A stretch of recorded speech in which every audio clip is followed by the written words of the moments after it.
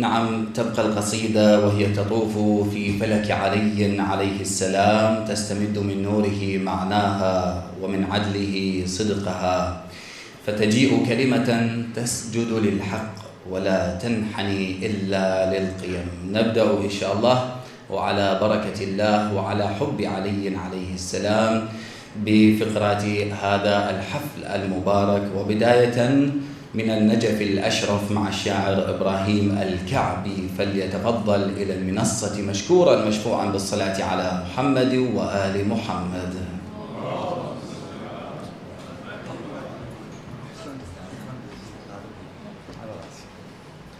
شكرا جزيلا سادة الحضور، حفظكم الله ومبارك إن شاء الله بالمولد المبارك لأمير المؤمنين سلام الله عليه. أبا حسن يا سيف حق مجرد تحلى به الإسلام لما تقلد، ويا نسمة التوحيد للقلب إن سرت بنت فيه بيتا للإله ومسجدا. القصيدة: كان الكمال لدى الغيوب مرددا، كان الكمال لدى الغيوب مرددا، فبراه باريه فأصبح أحمدا صلى الله عليه وسلم. نور براه الله من عليائه ملأ الوجود فضائلا وتفردا، شمس تشع فكل كون مشرق منها، وسمي كل جرم فرقدا. نهرا كلام الله فوق لسانه يجري فيروي فكر من يشكو الصدى. إيه محمد والرسالة عبئها، من ذا سيحمله إذا ذقت الردى.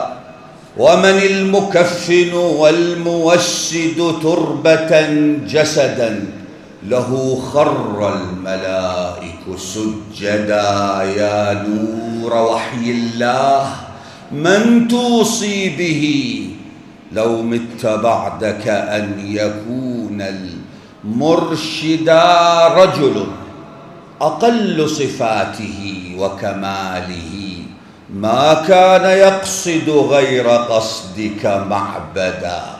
ما خر للأصنام لامع وجهه، بل كان في تحطيمها متوعدا. في الجود مثلك والشجاعة والنهى والعلم، بل حتى بطيب المبتدى. إني لا أعجز أن أرى مثلا لمن يحكيك في أهل الفضائل والهدى. فسألت هل من مشبه لمحمد، فإذا نظرت رأيت فيه محمدا. فأحسن الله عليكم. فسألت هل من مشبه لمحمد، فإذا نظرت رأيت فيه محمدا. فأجابني من بعد مسألة الصدى: عضت نواجذك الحصى والجلمدا، ما للخلافة غير حيدرة العلا. بعد النبي يكون فيكم سيدا، أعيا قواميس المعاني كنهه عن أن تبينه، وبز المنجدا نفس النبي. وأي تشبيه يرى بأدق من هذا البيان، إذا بدا نزل الكتاب به غداة محمد كبت النصارى بالوصي وفندا. حدث أبا حسن وأية آية من ذي أحق تكون عيدا عيدا ما أعظم الباري وأعظم قوله قد فات بالمعنى عن اللفظ المدى لو لم تكن منه سواها آية أخذت لك الرأي الحصيف مقيدا. لو لم تكن منه سواها آية أخذت لك الرأي الحصيف مقيدا. ولقد رأيتك في الكتاب مكنيا عنه ولقد رأيتك في الكتاب مكنيا عنه وفيه مصورا ومجسدا. أما أحاديث النبي فروضة غناء باسمك زهرها بشذا شدا وكأن كل وصية بحديثه لك عندليب بالخلافة غردا. صلى الله عليه. ولقد رأيتك في الكتاب مكنيا عنه وفيه مصورا ومجسدا. أما أحاديث النبي فروضة غناء باسمك زهرها بشذا شدا وكأن كل وصية بحديثه لك عندليب بالخلافة غردا. لكن غربان الظلام قبيحة سود تعودت الظلام الأسودا تعمى عن الذكر الحكيم ولحظها لا زال عن وهج الحقائق أرمدا. نعبت عليك تضج في أعشاشها لك لم تفقس غير أشأم أنكدا. رعناء تلعن بالصقور لأنها منها رأت نمطا تعيش مهددا. رعناء تلعن بالصقور لأنها منها رأت نمطا تعيش مهددا. يخشين منها كالصباح قوادما وحدود منقار أحد من المدى. يخشين منها كالصباح قوادما وحدود منقار أحد من المدى. عذرا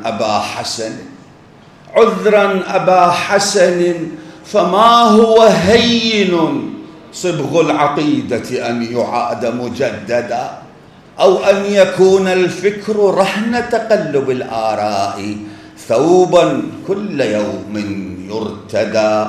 إن النبات إذا تجذر ساقه في الأرض صعب شوكه أن يخضدا ويموت مصفرا إذا نقلته من منبت وعر لآخر مهدا. حدث أبا حسن ورب بلية تركتك من هول المصيبة مجهدا. قابلتها بالصبر لا مترددا فيما أتتك به وما تأتي غدا. ما زلت تلقى الرأي بالقلب الذي يلقى الأعادي في الحروب مؤيدا. تأتيك من زبر الحديد قلوبهم فيرين قلبك في المعارك مبردا. تأتيك من زبر الحديد قلوبهم فيرين قلبك في المعارك مبردا. وطحنت أنفسهم بسيفك فاستوت لتصير دربا سرت فيه معبدا، وعبرت بالإسلام فوق رؤوسهم نحو البلوغ، وكان طفلا أمردا، وحملته حمل المعيل ربيبه، ونشا بظلك وارفا وتسيدا. ما كنت في فلك الهداية عارضا ويزول، بل ركنا عليه تسندا. ولأنت من ذا الدين خير أصوله، ومن الفروع أجلهن تعبدا. لولاك ما عرف الهداية مسلم أبدا، ولا في الخلد بوئ مقعدا، ولا في الخلد بوئ مقعدا. وشكرا جزيلا لكم.